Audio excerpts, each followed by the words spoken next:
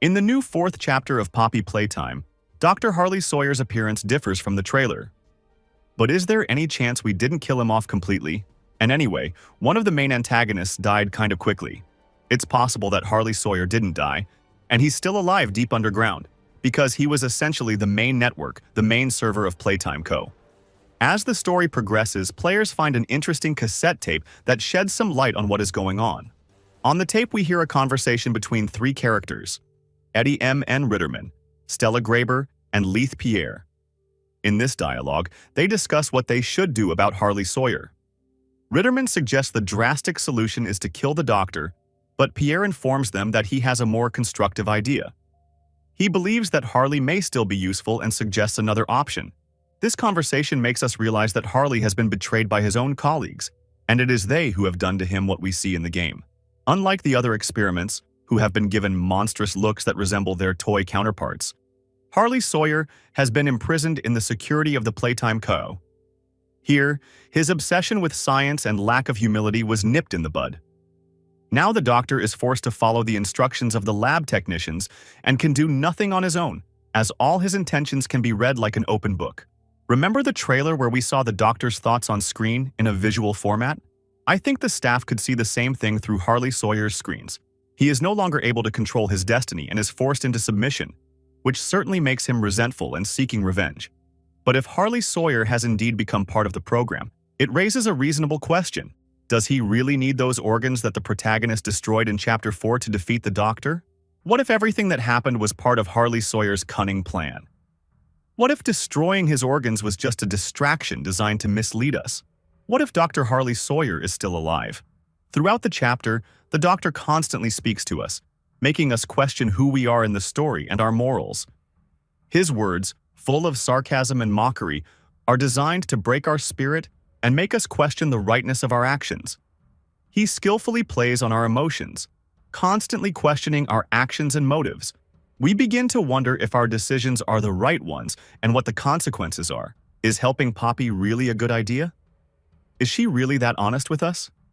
After all, Poppy is essentially just manipulating us to put her own agenda into action.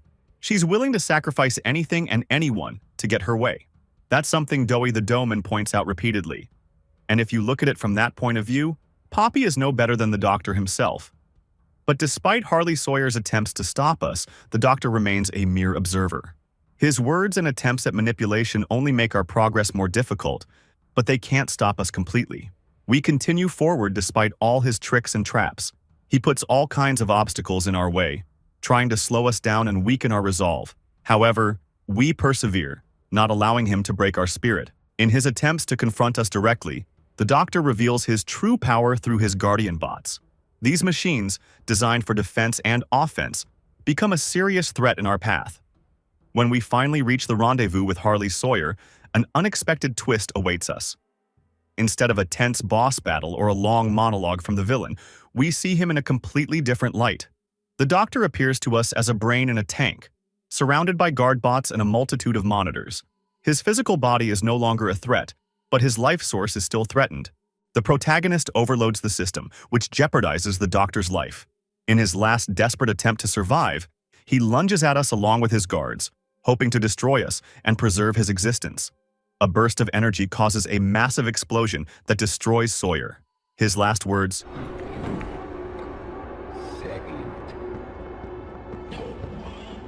echo in our ears, causing us to reflect on all the work done and choices made. These words penetrate deep into our consciousness, causing a feeling of emptiness and doubt. We begin to wonder if our actions really led to something good. And seeing all of this, it's very easy to believe we've defeated the Doctor and miss a few interesting details. So let's take a look at them. The first interesting moment can be heard in one of the tapes that we find throughout the game. In it, we hear a conversation between the jailkeeper and Harley Sawyer. This dialogue takes place in the middle of the Hour of Joy. The caretaker, in order to hide from the angry creatures, probably went to the room where we eventually defeat the Doctor, the room with the main brain. Harley asked the caretaker for a red hand with higher access. Right. The Omni Hand. If you give it to me, I can get you anywhere. I'll have control over everything. Citing that he will then help the poor guy get out. The caretaker says, "You're locked in here," to which Sawyer responds with a very entertaining line, "My body is indeed here, but my mind." Further along in the story, the Doctor speaks to us more than once on various topics. However, when we first destroy his organ, he utters, "Flesh rots and becomes useless. It can be replaced like everything else. You will accomplish nothing." He is not at all embarrassed by what the player is doing. He only mocks our actions. Also, his phrase, "Don't bury myself so far down that no one will ever find me," may hint that he doesn't need the organs we're destroying at all.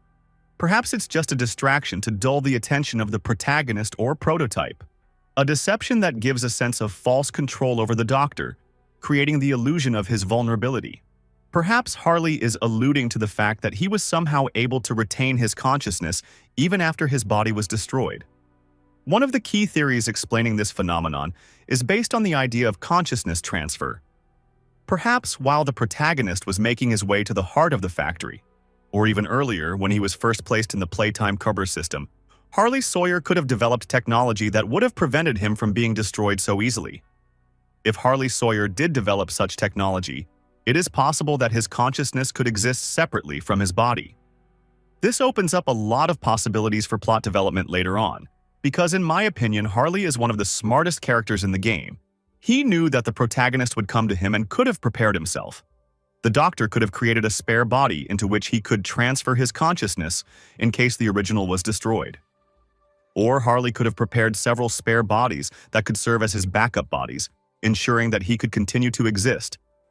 It's also possible that although his physical body is imprisoned, his consciousness was able to break free.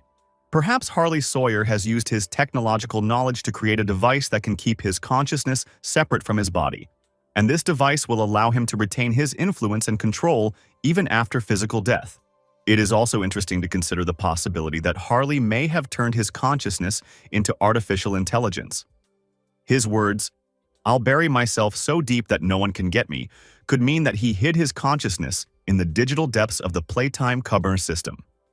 This would allow him to continue to control events and interfere with what was happening in the factory while remaining undetected.